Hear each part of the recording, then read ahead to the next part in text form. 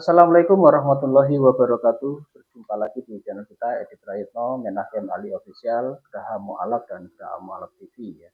Karena disiarkan di 4 channel ini. Dan seperti biasa setiap malam saya masih ditemani oleh Ustadz Menahem Ali. Assalamualaikum Ustadz. Waalaikumsalam warahmatullahi wabarakatuh. Kayaknya kita masih meneruskan topik yang kemarin.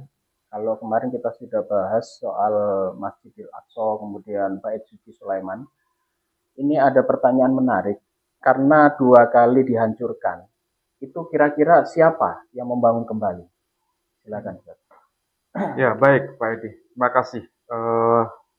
Pada hari ini kita akan mencoba untuk menelusuri keterkaitan antara Al-Masjidil Aqsa dengan Al-Masjidil Haram dan bagaimana Al-Masjidil Aqsa itu dibangun kembali. Kalau saya sebut Al-Masjidil Aqsa, tentu saja ini dalam konteks istilah Islami.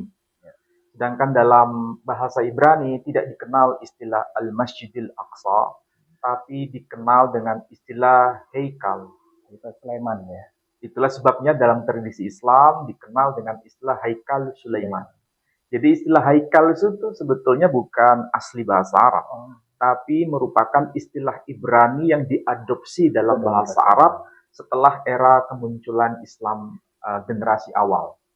Dan saya kira ini menarik karena istilah Al-Aqsa sebagai istilah Quran itu minimal kita bisa lakukan validasi berdasarkan manuskrip tertua itu antara abad ke-7, abad ke-8.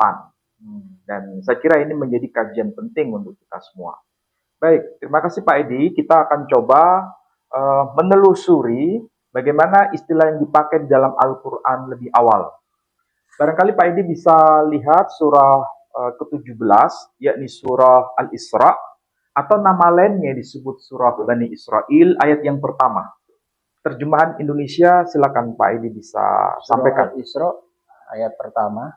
Maha suci Allah yang telah memperjalankan hambanya Muhammad pada malam hari dari Masjidil Haram ke Masjidil Aqsa, yang telah kami berkahi sekelilingnya, agar kami perlihatkan kepadanya sebagian tanda-tanda kebesaran kami. Sesungguhnya dia maha mendengar, maha melihat. Oke, itu terjemahan versi bahasa Indonesia ya. Pak Edi bisa cermati di ayat pertama itu. Ada satu istilah yang dipakai di dalam Al-Quran, yang itu muncul hanya sekali dan tidak pernah muncul di surah lain ataupun di ayat yang lain. Istilah apa itu? Al-Masjidil Aqsa. Jadi kalau kita membaca seluruh ayat Quran, hanya satu kali kita hanya menjumpai sekali istilah itu muncul hanya di surah ini dan di ayat ini. Maksudnya hanya muncul di surah Al-Isra ayat yang pertama. Kalau ada yang bertanya, apakah ada istilah itu muncul juga di dalam Al-Quran di surah yang lain? Jawabannya zero, tidak ada. Nah, inilah yang kemudian para ahli menyebutnya dengan istilah hapax legomena. Jadi hapax legomena, arti harfiahnya, istilah itu muncul sekali dalam sebuah teks dan tidak muncul di tempat lain. Dan itu harus menjadi perhatian bagi siapapun yang mencoba untuk memahami. Berarti harus ada penelusuran. Kenapa? Istilah ini sangat penting untuk divalidasi datanya. Nah, sekarang kalau kita cermati dalam versi bahasa Arab itu kan sebetulnya bahasanya sudah kita akrabi. Bismillahirrahmanirrahim. Subhanalladzi asra bi 'abdihi lailan minal masjidil harami ilal masjidil aqsa. Alladzi barakna haulahu linuriyahu min ayatina innahu huwas samiul basir. Itu kalau bahasa aslinya. Nah, sekarang kita cross check. Saya kebetulan punya Quran yang versi bahasa Ibrani. Maksudnya Quran dalam terjemahan bahasa Ibrani. Tulisannya ini saya bisa tunjukkan kepada para pemirsa. Hak Quran beleson akhir. Artinya Quran dalam terjemahan bahasa lain. Ini diterjemahkan oleh seorang pakar bahasa Ibrani yang namanya Ali Audi. Namanya Ali Audi. Dan ini diterjemahkan dalam bahasa Ibrani dengan bahasa yang jelas di sini Targum me Arabi. Ini terjemahan dari bahasa Arabnya. Oke. Teks yang ingin saya tunjukkan kepada pemirsa itu adalah surah Al-Isra. Jadi di sini tertulis surah Al-Isra. Bismillahirrahmanirrahim. Di sini teksnya ditulis bahasa Ibrani, huruf Ibrani. Pak Edi coba cermati apakah ada istilah yang mirip dengan bahasa Arab. Cermati saja kira-kira ya. Di sini tertulis Yistabeh Asher Holich. Jadi istilah yang dipakai Yistabeh Asher Holich et abdo leila min Hamishgat Hakadosh el Hamishgat al-Aqsa. Saya ulangi lagi. Di sini tertulis Yistabeh Asher Holich et abdo leila min Hamishgat Hakadosh el Hamishgat al-Aqsa. Ini kalau dilantunkan begitu Pak Edi. Jadi kalau diterjemahkan Yishtabeah. Nah, istilah bahasa Ibrani Yishtabeah itu sama dengan subhana. Dari kata sabbaha yusabbihu. Bahasa Ibraninya Yishtabeah. Mirip kan? Mirip. Jadi maha suci dia. Asher, kalau bahasa Arabnya alladhi. Kalau bahasa Ibraninya asher. Yishtabeah asher. Subhana alladhi. Di sini tertulis holich. Kalau bahasa Arabnya asra. Sedangkan dalam bahasa Ibrani disebut holich. Dari kata holich itu artinya jalan, Pak Edi. Berjalan. Kalau disebut dengan istilah halaha, itu adalah bagaimana kita menjalankan syariat hukum Taurat. Nah, makanya disebut halaha. Jadi di sini adalah holich. Yishtabeh asher holich et abdo. Maha suci dia yang telah memperjalankan et abdo bagi hambanya. Kalau bahasa Arabnya sama kan? Subhanalladzi asra bi'abdihi. Bahasa Ibraninya abdo, hambanya. Leila. Bahasa Arabnya juga sama. Leila. Artinya waktu malam. Min hamisgat hakadosh. Kalau bahasa aslinya, yang versi bahasa Quran, Arab, menyebut minal masjidil haram. Haram. Haram itu berarti sesuatu yang diharamkan. Arti harfiahnya berarti ini masjid di mana tidak ada seorang pun boleh melakukan perbuatan-perbuatan yang haram. Jadi maksudnya begitu teks Quran itu. Di sini teksnya dalam versi bahasa Ibrani disebut Hamesgat Hakadosh, dari Masjidil Haram, maksudnya masjid yang disucikan, El Hamisgat menuju ke Masjid Al-Aqsa, masjid yang jauh. Nah, ada catatan di sini bahwa yang dimaksud Al-Aqsa itu sama dengan Beit Hamikdash. Beit Hamikdash bahasa Arabnya sama dengan Baitul Maqdis. Nama lainnya sama dengan Heikhal. Nah, dari sini kita bisa tahu ayat-ayat selanjutnya itu menginformasikan kepada kita bahwa Baitul Maqdis itu dihancurkan dua kali. Dan Quran mengkonfirmasi itu. Dua kali itu sudah diketahui oleh para sejarawan, baik itu sejarawan Romawi ataupun sejarawan Yunani. Bahkan bapak-bapak gereja generasi awal menginformasikan itu. Memang betul bahwa Baitul Maqdis itu dihancurkan dua kali. Dan Quran menegaskan kembali. Ini sebetulnya ada pesan utama. Apakah Haikal Sulaiman atau Baitul Maqdis itu akan dibangun ulang? Kalau waktu hancurnya periode kedua, saat itu bagaimana rupa dari Baitul Maqdis?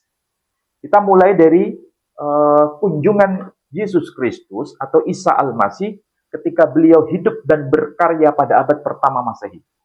Apa yang dilakukan oleh Yesus Kristus sendiri? Pak Edi bisa lihat di dalam Injil Lukas barangkali. Pak Edi bisa buka. Atau lebih tepatnya Injil Yohanes dulu, Pak Edi. Injil Yohanes dulu. Injil Yohanes pasal yang kedua, ayat yang ke-13 sampai ayat yang ke-16. Yohanes pasal 2 ayat Yohanes pasal 2 ya. Pasal 2 ayat yang ke-13 sampai 16. Ketika hari raya Paskah orang Yahudi sudah dekat, Yesus berangkat ke Yerusalem. Dalam bait suci didapatinya pedagang-pedagang lembu, kambing, domba, dan merpati, dan penukar-penukar uang duduk di situ. Ia membuat cambuk dari tali lalu mengusir mereka semua dari bait suci dengan semua kambing, domba, dan lembu mereka. Uang penukar-penukar dihamburkannya ke tanah dan meja-meja mereka dibalikkannya. Kepada pedagang-pedagang merpati ia berkata, ambil semuanya ini dari sini.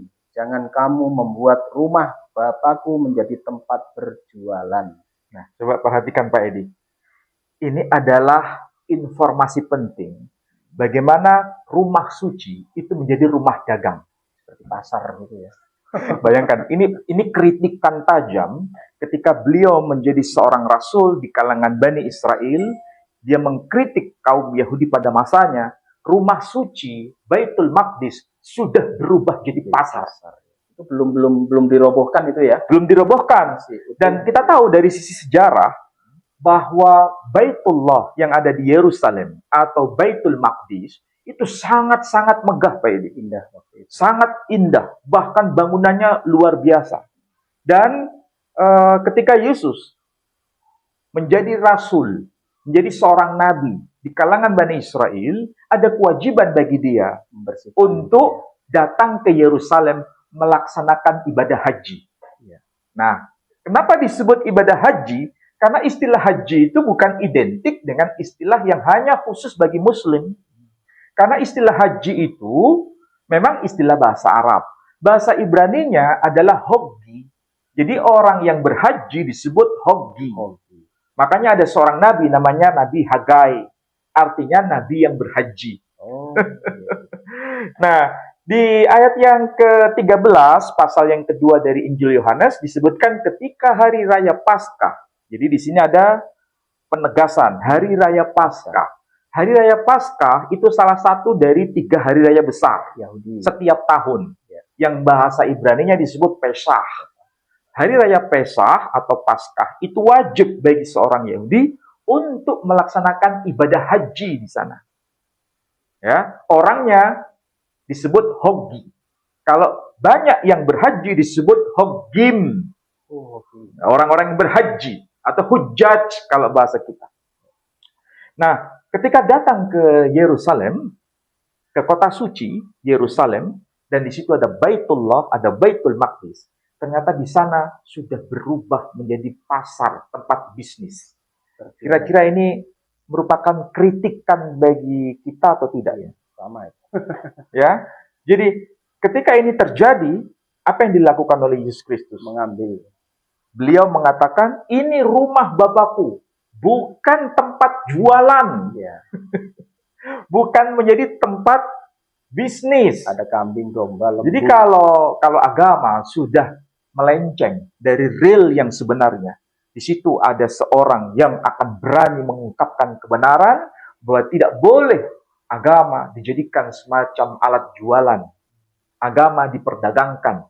Rumah suci menjadi tempat bisnis dan sebagainya dan sebagainya. Ini kritikan sebetulnya, ya. Baik bagi kaum Yahudi termasuk juga bagi kita Muslim.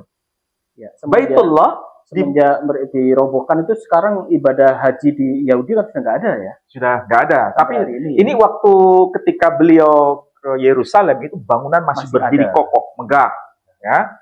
Dan itu yang terjadi. Ternyata rumah Tuhan atau Baitullah dirusak oleh orang-orang Yahudi, bukan secara fisiknya dirusak, tapi manfaat dari nilai rumah suci itu telah dirobohkan. Ya, dijadikan tempat bisnis. Nah, kemudian apa yang selanjutnya dikatakan oleh Yesus kepada para sahabatnya waktu itu? Lihat, Injil Lukas pasal 21 ayat yang ke-5 dan yang ke-6. Injil Lukas Pasal yang ke-21 ayat yang ke-5 dan yang ke-6. Ketika beberapa orang berbicara tentang bait Allah dan mengagumi bangunan itu yang dihiasi dengan batu yang indah-indah dan dengan berbagai-bagai barang persembahan, berkatalah Yesus, "Apa yang kamu lihat di situ akan datang harinya, di mana tidak ada satu batu pun akan dibiarkan terletak di atas batu yang lain. Semuanya akan diruntuhkan." Ayat ini itu pelajaran bagi kita, baik Muslim, Yahudi, dan Kristen. Khususnya bagi kaum Kristiani, paling tidak merenungkan ayat ini. Betapa besar bangunan suci pada periode kedua. Yang dibangun pada masa periode kedua itu bangunan yang sangat megah, bahkan sangat mengagumkan bagi siapapun yang memandangnya. Makanya di ayat yang ke-5 dikatakan, ketika beberapa orang berbicara tentang bait Allah, atau Baitullah kalau bahasa kita ya, antara bait Allah dengan Baitullah itu persoalan diksi antara Islam dan Kristen memang berbeda. Ketika beberapa orang berbicara tentang Baitullah dan mengagumi bangunan itu, mengagumi bangunan itu, ini menunjukkan bentuk fisiknya sangat luar biasa, indah, sangat indah. Yang dihiasi dengan batu yang indah-indah, dengan berbagai barang persembahan. Berkatalah Yesus. Ini yang penting, poin yang penting. Apa yang kamu lihat di situ akan datang harinya, di mana tidak ada satu batu pun akan dibiarkan terletak di atas batu yang lain. Semuanya akan dirobohkan. Berarti bangunan suci itu luluh lantak. Ini adalah ucapan Yesus, kabar, berita, nubuat dari lisan seorang nabi yang bernama Isa Al-Masih atau Yesus Kristus. Apakah ketika beliau mengatakan demikian, bangunan itu langsung roboh? Enggak, belum. Ketika beliau nanti mendakwahkan ajarannya, itu kan ditolak oleh orang-orang Yahudi. Bahkan beliau difitnah sebagai anak zina. Ibunya difitnah sebagai seorang pelacur. Dan saya kira ini sebuah tuduhan yang sangat-sangat tidak terhormat. Dan Quran melakukan bentuk pembelaan. Atau dalam bahasa sederhana, melakukan semacam klarifikasi atas tuduhan itu. Dan kita bisa lihat ketika mereka menolak ajaran Yesus Kristus, menolak ajaran Isa Al-Masih, maka pada tahun 70 Masehi, ketika Yesus sudah pergi dari dunia ini, bangunan suci yang disebut Beit Hamikdash itu dirobohkan, dihancurkan oleh Kaisar Titus tahun 70. Tetapi kita lihat, waktu terjadi robohnya bangunan suci itu, bangunan itu masih ada sesuatu yang tersisa, yang disebut dengan istilah tembok ratapan.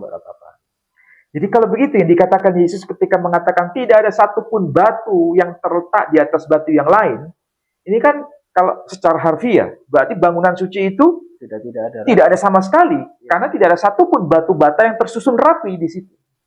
Tapi faktanya, kita lihat sekarang, yang disebut tembok ratapan, itu bagian dari bangunan suci yang disebut itu. Masih ada. Apakah berarti nubuatan Yesus ini tidak tergenapi?